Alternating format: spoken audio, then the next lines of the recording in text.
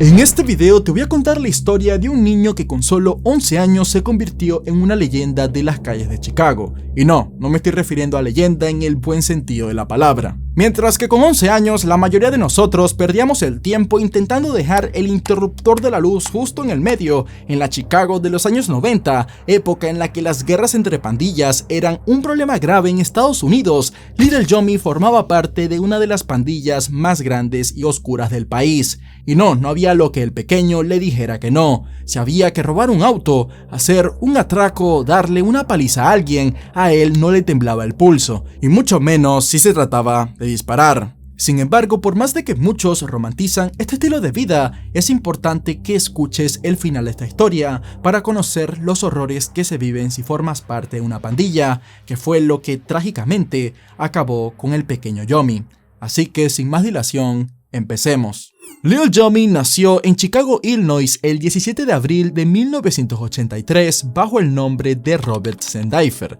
llevando el nombre de quien era su padre, Robert Atkins, pero portando el apellido de su madre, Lorena Sendifer, quien era conocida por ser una persona adicta a todo tipo de sustancias y de haber sido detenida más de 30 veces por la policía, en su mayoría por causa de su trabajo como amiga de la noche. El padre del pequeño Johnny estuvo ausente durante toda su vida debido a que había sido encarcelado por un delito grave relacionado con la posesión de armas, dejando así a su hijo sin un guía o figura paterna para cuidarlo de los horrores que vivía en casa. En 1985, el pequeño Robert fue ingresado al hospital Jackson Park, en donde lo examinaron y encontrarían que estaba cubierto de varios rasguños. Sin embargo, no sería hasta el 19 de enero de 1986 que la policía encontró al pequeño solo en casa, junto a sus dos hermanos mayores, de 3 y 5 años, totalmente desprotegidos y sin el cuidado de su madre. Y todo tenía la pinta a que Johnny, de tan solo 22 meses,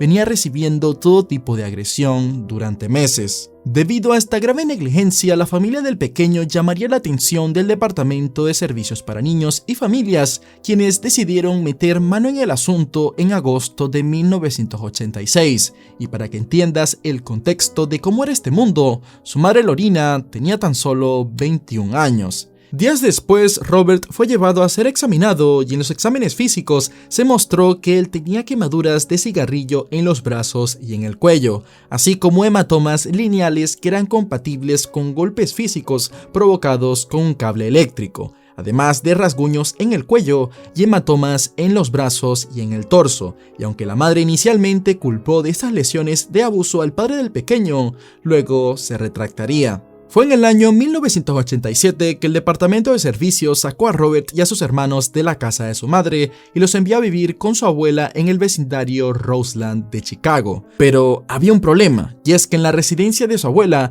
ya había hasta 19 niños viviendo ahí, y según las declaraciones de varias personas que estaban al tanto, decían que la casa de la abuela del pequeño no era mucho mejor a la casa anterior de su madre. Pese a estas advertencias, el pequeño Robert pasaría viviendo varios años en casa de su abuela, hasta que a sus 8 años dejaría de asistir a la escuela para comenzar a vagar por las calles y empezar su vida en la delincuencia, comenzando a robar autos y a asaltar casas. A sus 10 años de edad, el pequeño viviría lo que sería su primer arresto, en donde fue detenido y acusado de robo a mano armada, siendo a continuación evaluado por un examinador psicológico de aquella época, el cual informó: Robert es un niño que crece sin ningún estímulo ni apoyo. Se siente solo y se siente mal consigo mismo. Tiene una sensación de fracaso que se ha infiltrado en casi todos los aspectos de su ser interior. Está atrapado en un ciclo interminable de sobrecarga emocional y mal comportamiento.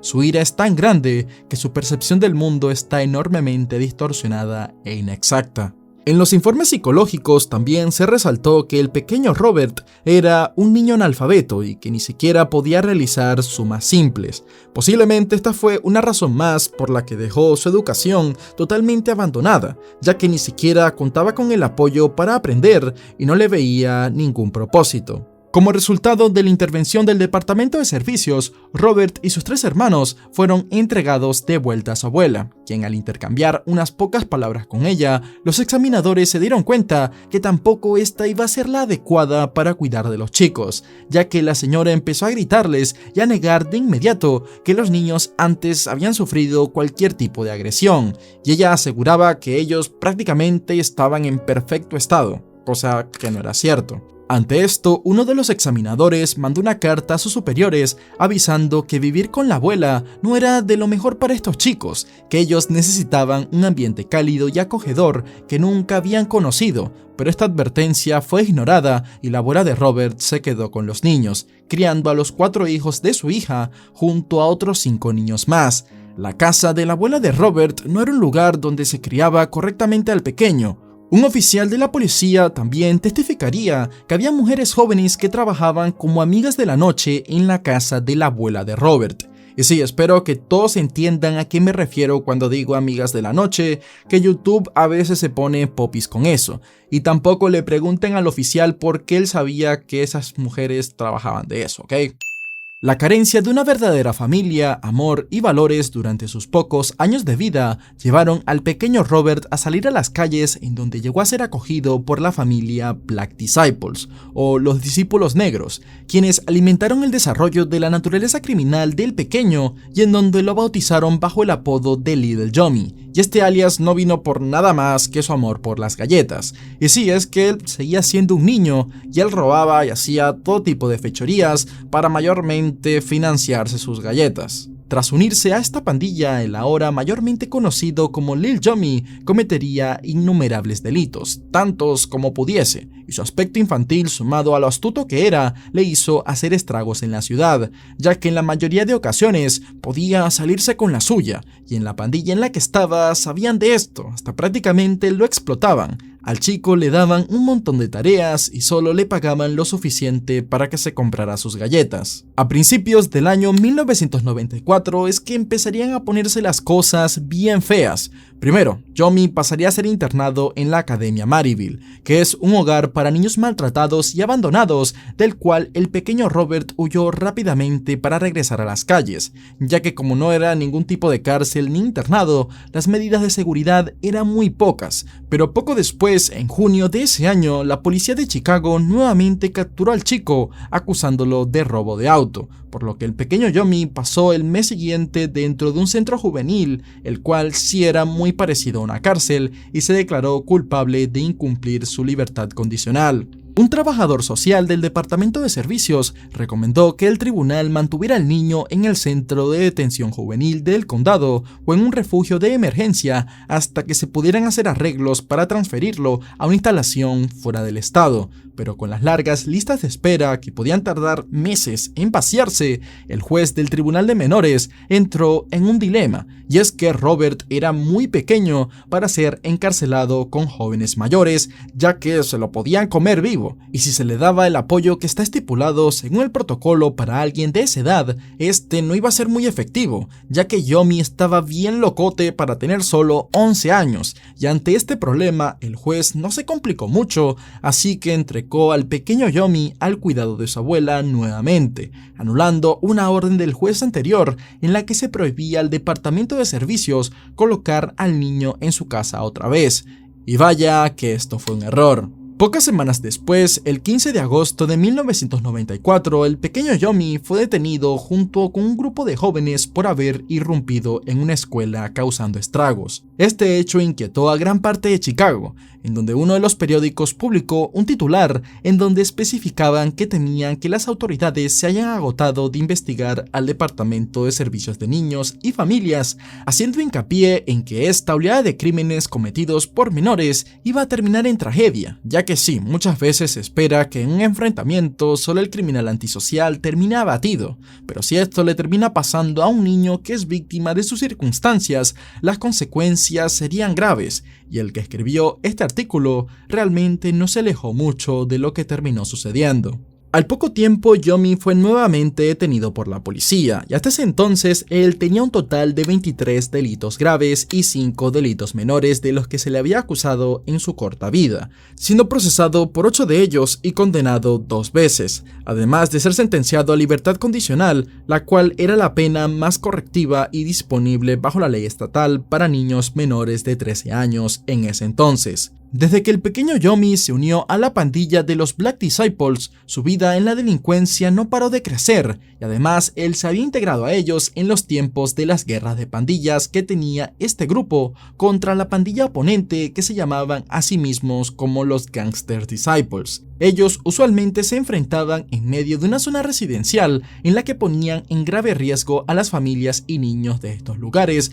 por el nivel extremo de violencia que se provocaban en sus bloqueos pandilleros. Durante toda la vida del crimen organizado, las pandillas han usado a niños en sus filas, pero antes pues los usaban más como rateritos o como un sistema de canteras. Sé que es raro hablar de esta forma de este tema, porque nada más esto yo lo usaba para el fútbol, pero este es como un ejemplo perfecto. Pero a partir de las décadas 80, de los 80s y 90s, se empezó a usar como un sistema de jerarquía a partir de la edad, donde Yomi, pues en este caso estaba en el puesto más bajo, pero él esperaba llegar a estos puestos en los que estaban los chicos de 16, 14 años, que es una edad en la que muchos normalmente empiezan en el crimen, y estos chicos tenían más libertades que el mismo Yomi y también pues más carga de jalar el gatillo. Y de hecho serían estos mismos los que trágicamente llevarían al pequeño Yomi a su triste final. Cuando el pequeño Yomi se unió a esta pandilla, él tenía apenas de entre 9 a 10 años de edad y poco después se tatuó en su antebrazo derecho el símbolo de esta pandilla, que eran las siglas BDN-3,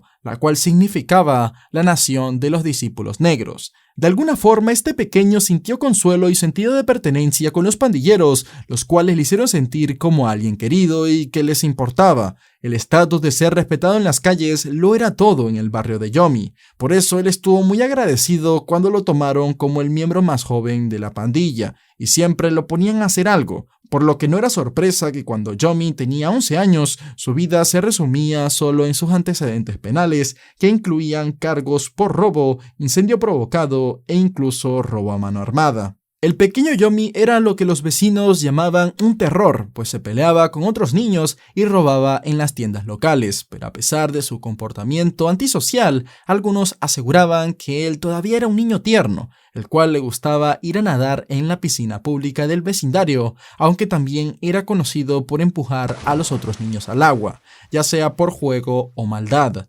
Lamentablemente, la violencia era el único lenguaje que él hablaba. Todo este mundo infectado por delincuencia, abusos y muerte era la única realidad que conocía el pequeño Robert Sendifer, quien decía no temerle a nada, lo cual lo llevaría a cometer algo que el 28 de agosto de 1994 le cambiaría la vida para siempre.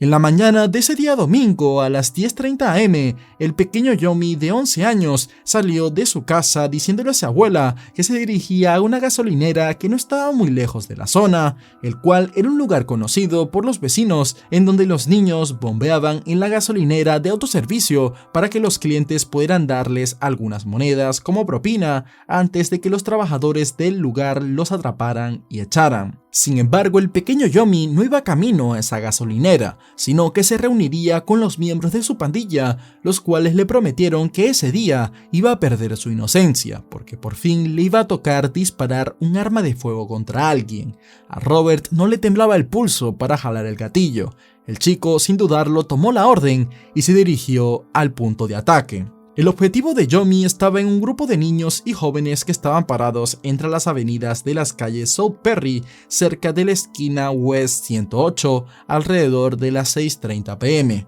Y al llegar, lo primero que hizo fue preguntarle a una joven de 16 años llamada Kianta Britten si estaba dentro de alguna pandilla, a lo que ella le respondería que no. Sin embargo, ante esta respuesta, el pequeño Yomi sacó una pistola semiautomática de 9 milímetros, lo cual hizo que la joven Kianta comenzara a correr, pero Yomi abriría fuego disparándole desde lejos, haciendo que 2 balas alcanzaran a la joven. Yomi rápidamente correría a escabullirse entre las calles, pero ya todos los presentes en ese momento lo habían visto, y cuando llegaron al lugar los policías, uno de ellos se arrodilló para auxiliar a la joven y le preguntaría quién había sido la persona que le había disparado, a lo que ella le respondería: Yomi me disparó, creo que su nombre es Robert. Ella procedería luego a decirle a los oficiales que sabía que era Yomi porque vio su cara antes que le disparara. Kianta Britten pasaría los siguientes meses en hospitales y clínicas de rehabilitación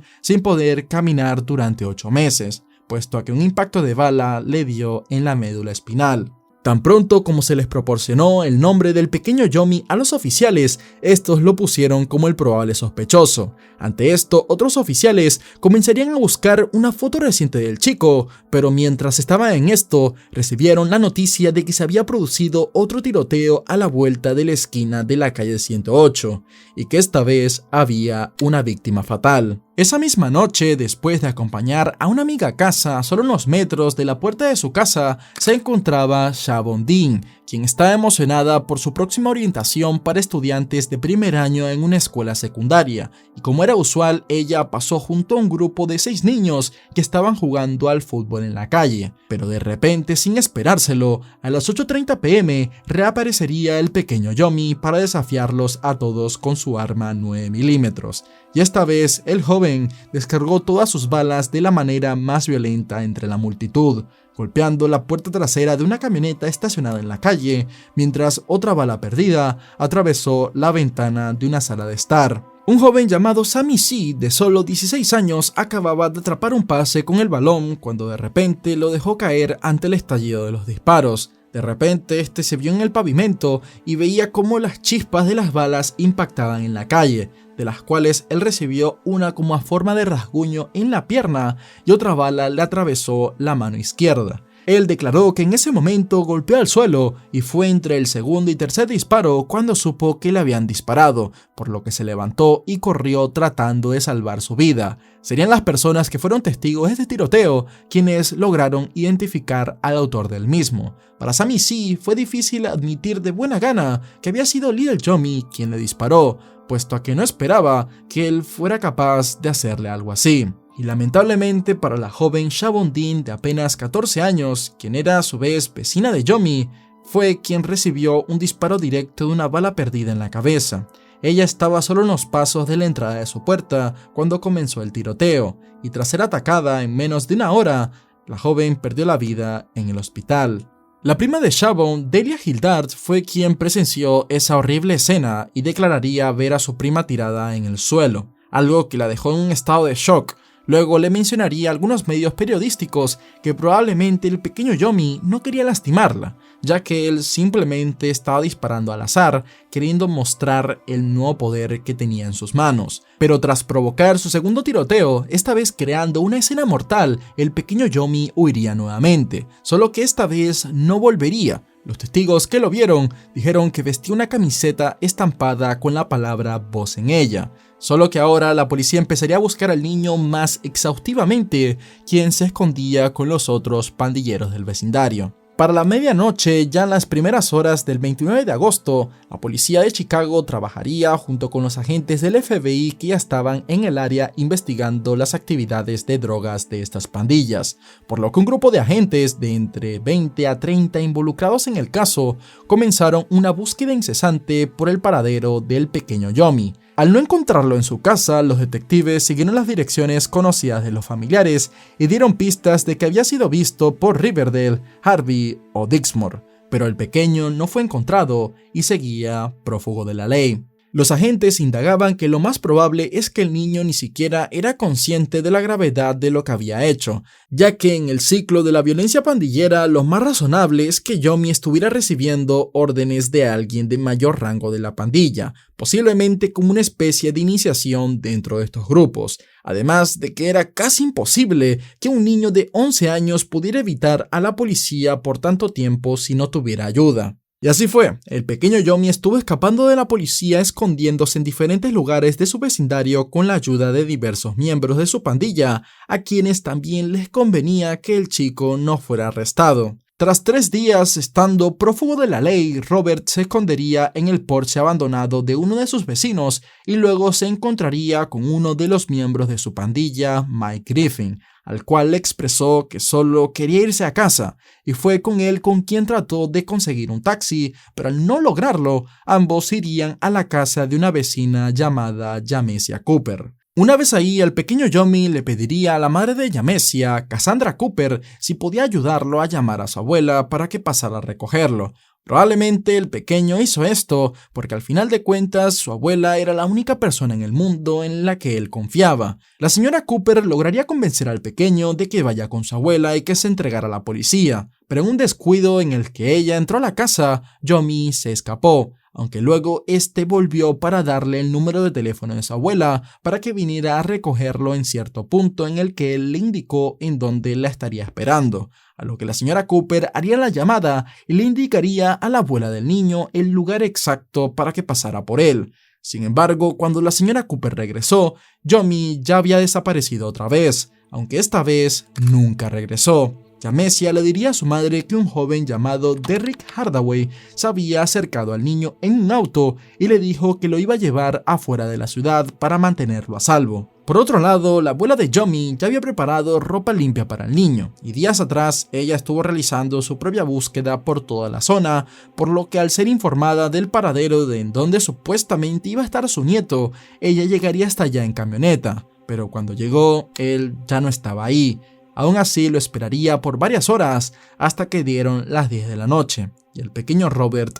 nunca se apareció. El niño realmente había sido recogido por los hermanos Hardaway, Craig de 16 años y Derrick de 14. Ambos eran miembros de la misma pandilla que Yomi y fueron por el pequeño para sacarlo de la ciudad, asegurándole que lo llevarían a supuestamente un lugar más seguro. Pero todo esto era un plan frío de los mismos Black Disciples, quienes ordenaron que tenían que deshacerse del niño por la gran atención mediática que estaba generando, además que el pequeño sabía demasiado sobre este grupo pandillero, y de ser atrapado por la policía, su colaboración con ellos iba a ser fatal, al punto de acabar con los líderes de esta pandilla. Sin siquiera tener la más mínima sospecha de lo que estaba pasando, el pequeño Yomi fue llevado boca abajo en el asiento posterior para que no sea visto por la policía en el auto. Todo esto bajo la mentira de que lo estaban llevando a un lugar mejor, que estaba lejos, a lo que el niño confió plenamente en ellos, pues los consideraba parte de su familia. Craig Hardaway era quien conducía y su hermano Derrick estaba sentado a un lado de él como copiloto,